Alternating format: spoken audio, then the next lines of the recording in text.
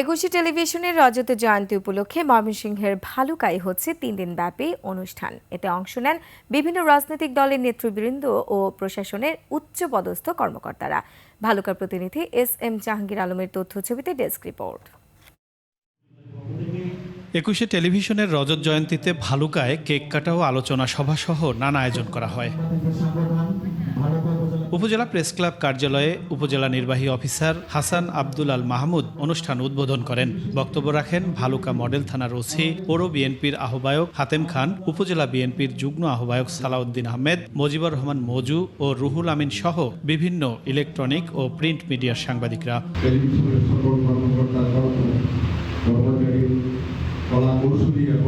এখন যে কোনো ব্র্যান্ডের পুরাতন এসি বদলে নতুন ওয়ালটন এসিতে উপভোগ করুন 25% ছাড়।